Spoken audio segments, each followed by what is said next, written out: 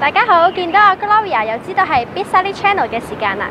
不過今日我唔係做大家嘅主持喎，我哋請嚟兩位客席主持，佢哋係 Polly 同埋 Brian。Bitstudy Channel 咧嚟緊會播放一套長達120分鐘嘅勵志電影，而 Polly 同埋 Brian 咧就係電影入邊嘅男女主角啦。你哋預備好未？準備好晒。我將時間交俾你哋啦。好，唔該晒 Gloria。大家好，我係 Brian。咁我身邊呢位咧就係 Polly 啦。我哋今日嘅主題係香港舊建築物。而我哋而家身處嘅地方呢，就係香港公園嘅茶具博物館啦。原來呢度呢，亦都係前三軍司令官邸嚟嘅喎。好啦，嚟到呢個咁靚嘅地方，我哋都唔好講咁多，即刻帶大家睇下。舊三軍司令官邸建於1844年至46年間，係本港現存呢歷史最悠久嘅西式建築物。呢一座大樓為英軍駐華陸軍司令德己立少將而建嘅。原名司令總部大樓，約於1932年易名為三軍司令官邸。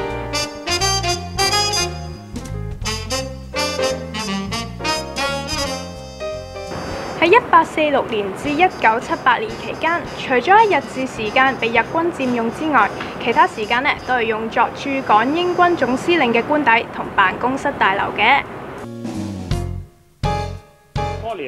我以前都係讀 IT 嘅，所以就比較留意呢一行嘅消息喎。而近年呢，喺亞太區互聯網嘅普及程度咧不斷咁上升，而大家都知道啦，喺香港呢個地區數據資訊流通咧係非常咁自由㗎，所以特區政府都力撐數據中心嘅發展。冇錯啦，所以咧唔少嘅互聯網服務商咧都喺本地發展喎。而 Google 咧亦都喺舊年9月買入咗2.7公頃嘅土地，準備投資3億元咧喺香港興建數據中心㗎。預料咧出年年初就會落成啦。而呢3億美元咧包括咗購買土地啦、技術設備同埋建造等等嘅開支。而 Google 嘅副總裁咧就強調，呢一個係美國嘅數據中心同埋亞太區之間嘅重要橋梁嚟㗎。中心落成之後咧，就會請25名嘅 full-time 員工，亦都會請幾名嘅 part-time 同埋合約員工嘅。所以話咧，興建呢個數據中心咧，唔單止為本港帶嚟優勢，亦都為本港帶嚟咗好多就業嘅機會。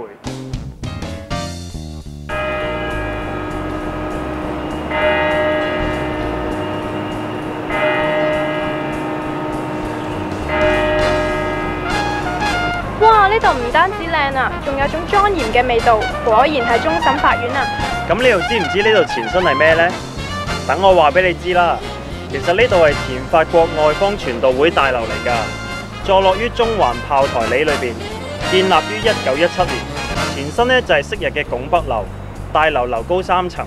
我仲知道咧，呢度嘅建築係用花崗石同埋紅磚蓋成嘅，係屬於新古典風格啊。係啊，大樓以前呢先後用作做教育部總部、維多利亞地方法院、最高法院同政府新聞處㗎。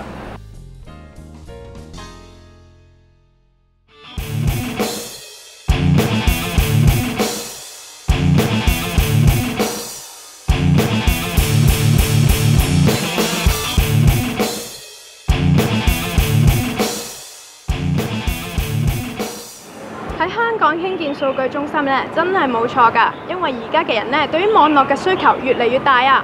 係啊，喺2月份嘅心理學期刊雜誌裏邊都提出，有一個新嘅研究話俾我哋聽，原來社交媒體好似 Facebook 啊、Twitter 呢啲咧，更比起酒精同埋煙更加容易令人上癮嘅喎。其實呢項調查咧，對於商人嚟講真係好有用㗎。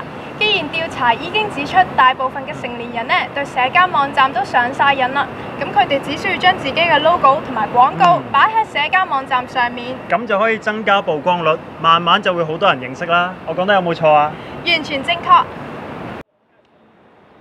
咦，睇嚟今集時間又差唔多啦噃。好啦，咁我哋喺度同觀眾講聲拜拜啦。拜拜。拜拜。大家都知道啦，喺香港嘅嗰個資訊流通咧係非常之頂。中心落成之後咧，就會請25名嘅 full-time 員工。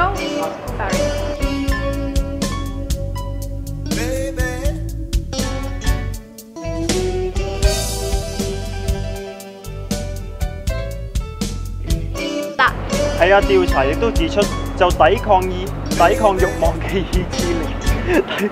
跟住我拜拜啦。拜拜。拜拜。Sorry 啊。係炮台。